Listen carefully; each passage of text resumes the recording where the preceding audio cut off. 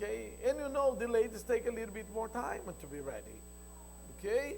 And they need, because there's one difference between men and women when they are going to live out. Man is going to read, to live. And to live, he needs just one thing. What's that? The keys.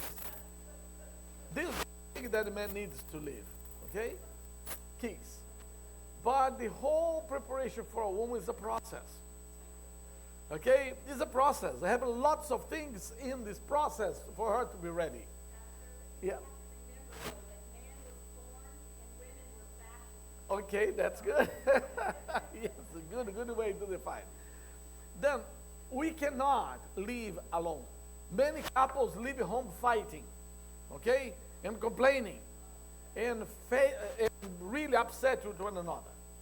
Friends, when Bible talks about being ready, means that we need to have everybody around us ready too. The readiness is more collective, even though I have my own personal responsibility to be ready by myself, okay, with the power of God in my life, but everybody around us needs to be ready. Because if we do not help people to be ready, it means that we are not ready. Today, we're going to visit the community. We're going to deliver the little booklet that I told you, and we're going to deliver to everyone this invitation. Okay, today, 5:30 in the afternoon, we're going to have a concert here, and you cannot miss that concert. It's for Orlando Children Handbell Choir. They will be here playing for us. And we're going to see children 4 years old, 5 years old, playing in the bell choir. Okay? You cannot miss that. Then we go to visit people to invite. And where we're going to go? Then we're going to go to a specific map, specific area. And the area is very simple for us to understand. It's going to be south of Fortune Road, north of Fortune Road, and the area of Remington. These are the areas that we're going to have. We have 500 books. Then what we need today is 20 teams of 2 to deliver 25 books each. Is too much? It's not too much, okay? And we're going to have the service ending very, very early so we can go and do a missionary work. I'd like to have more books here. Then we can do another Sabbath, or we can continue doing, okay? And these are the maps that we're going to do. The map is very well located, very defined, and everyone is going to go there. The book is about this man, okay? How many of you knew him personally? Raise your hand, please. Okay? Okay? I had this privilege to know Brother Desmond Doss personally. Even I had the privilege to drive him from Orlando to Camp Calacqua to the men's convention. He came to talk to the men there. This young man was born in West Virginia, was raised in the mountains, and God prepared him in that environment to do some things that are remarkable things, okay? And he is the person that is in this new movie that is being on the theaters, Hacksaw Ridge. Pay attention what it says here. Based on the incredible true story. He is one of the greatest heroes in American history. Never fire a bullet. Okay? He went to the war to save, not to kill. He suffered all kinds of abuses and humiliations in the army because they, the military mind cannot accept a person that do not want to use a weapon. Even he was taken to the military court, martial court, okay, because of this. Court martial, yes. And Mel Gibson decided to get his story and put in a movie done by Hollywood with all the gleaming and color and the special effects. And this man goes there, okay? This is the actor that represented him. It's very interesting. This actor is a British actor, okay? His name is Andrew. And according to the story of this movie, Mel Gibson took 3 years looking for the right actor to represent Brother Desmond Doss. Need to be a very skinny guy with a long neck, okay? And that had his height, his weight, his physical countenance, okay? And he found this gentleman in England. He's an English actor. And they took this man, put him in West Virginia for 8 months for him to speak like the hillbillies there, okay? And he has done an incredible performance, incredible performance. And this is the cover of the movie. Look what says there. When the order came to retreat, 1 man stayed. The Japanese attacked his battalion, and everybody ran the Japanese, and he stayed behind. And alone, a whole evening, he brought back to safety 75 American soldiers. Okay? Then, this is one of the scenes. When he's bringing one of the wounded soldiers there. Okay? And he brought the 75 men through this bridge. One by one, one by one, one by one. At the point that they did not know what to do, and when they saw, people started coming down. And started bringing down. He brought even Japanese there. He found the Japanese and brought down, okay? He was decorated with the honor medal and many other medals, okay? As you can see, this is the late picture. He's one of the most decorated American soldiers, and he never carry a gun or shot the bullet, okay? Because he went there to save people. Is that? Then he did this because he was ready. But are you ready? In this movie, he witnessed, I'm a 7-day Adventist. Then he did not want 2 things, to carry a weapon and to keep the Sabbath. And you know that this is almost impossible in a military base. And they create all the problems for him. And another thing, he said, I'm vegetarian. And his witness, his testimony is so remarkable that Hollywood decided to prepare this movie. Could you imagine, my brothers and sisters, the impact of this movie all around the world? All around the world. It's one of the blockbusters right now. Okay? They have people watching from every faith, every denomination, and people are calling the church about him, about his beliefs. Okay? Then this way that we're going to deliver this little booklet. And we're going to invite people to come here. To understand?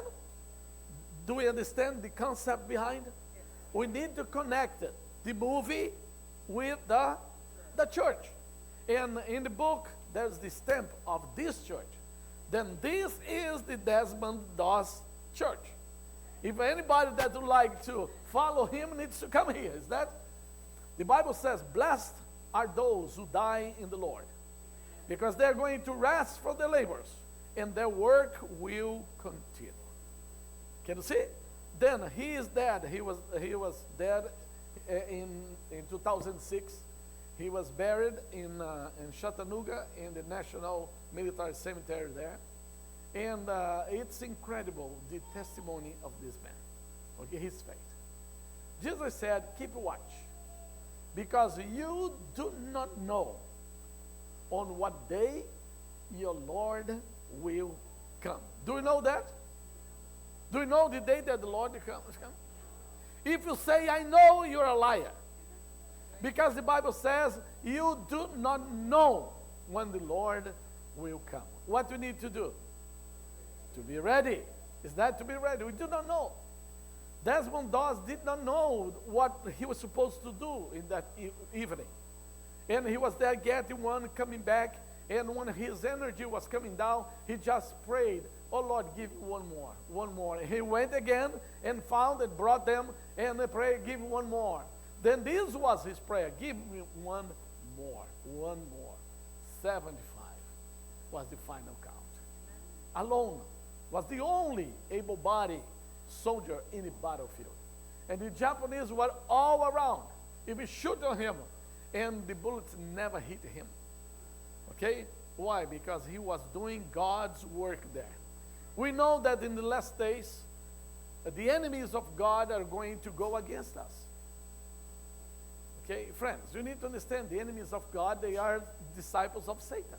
And Satan that went after Adam and Eve and was after Jesus Christ in heaven, don't you believe that he's going to come after us? Then we need to be ready. Is that? We need to know what to do to escape his rage. Okay? Verse 43 and 44, Jesus said, but know this, that if the master of the house had known in what hour the thief would come, or if you know the time that the fire is going to start, or if you know a time when we have a very damaging or disaster or tragedy circumstances, he would have watched and not have allowed his house to be broken into. Therefore, you also be ready, for the Son of Man is coming at an hour you do not expect. Who said these words, my friend? Jesus said these words. Jesus said we needed to be ready. But are you ready for the Lord's coming? It's a question I'm going to ask you many times. Are you ready? Okay. Then, friends, we are a church that's been called the Seventh-day Adventist Church. Then the name Adventist is connected to the word Advent. Advent means that we believe in the second coming of Jesus Christ. The second coming, my friend, is being considered the blessed hope. It's the time that the Prince of Peace is coming to bring us deliverance from this planet. It's the time that all of us will have the joy to meet him. It's the time that we're going to experience the intensity of his love to us. It's the time, my friends, that his light will come to illuminate the darkness of this planet. Then today we will have a special activity here today. My sermon is very short, but you are going to continue preaching. Okay? We call this the Walker Sermon. Is that? The Walker Sermon. Then today I would like to say this to you. Brother Don, where's Brother Don? Don, Don, please come here. Brother Don and Brother Rene Tres Palacios are our safety officers. Brother Rene is the safety officer for this year. He came here yesterday. He worked many hours here doing some things that need to do for the building. Then after his work, he went back home, and he was not feeling well. Then his wife was concerned about him and took him to Celebration Hospital. When he went to Celebration Hospital, the doctors checked on him and said, you cannot go home. You need to stay here. Then he stayed all evening there, and I talked to Faith this morning, and the doctor said everything is okay with you. You can go back home. And he's home there. The only thing that she asked us is this. They know that they are loved for us. And they said, please tell the congregation to give some time for him to rest today. Okay? Then if you'd like to visit him, go there tomorrow. If you need the address, I can provide for you. But Brother Don works close to Brother Rene all the time. Even he was our safety officer sometime. But he is the official safety officer for our church today. Where's Brother Jarvis? Brother Jarvis, come here. Brother Jarvis is going to be working with Brother Don. These two individuals, they are fully trained about the fire drill. Okay? And they will be in charge there. Brother Jarvis, you know that he is the elder in charge of the deacons and the safety officer of the church. Then he's going to take Brother Rene replacement, okay? then Brother John is the most powerful man here today. You need to understand that. Nobody can disobey him. Do you understand the point? Okay? Even I'm going to sit down and he's going to be in charge of everything today. You need to understand that, okay? Because this, when you come to fire drill, saving lives, it's a very important matter. And both of them, they are duly trained to do this. Everybody that will be leading the safety, the fire drill today, they are duly trained. Even they received a special sign that's fire marshal. Then everybody that has this sign today, you need to obey. Very clear? Okay? Friends, I know that when we come to church, we come very relaxed. Okay? And we have ideas in our minds. Today, you need just to follow orders. Okay? It's not when Jesus comes that the angel comes to pick us up and we start giving orders to the angel. Do you understand the point? They are the angels of the Lord for our salvation today, okay? Then pay attention to him. Brother Don, from this moment on, you command the church. Good morning, brothers and sisters. We're here to do an important mission, and that is for your safety and protection.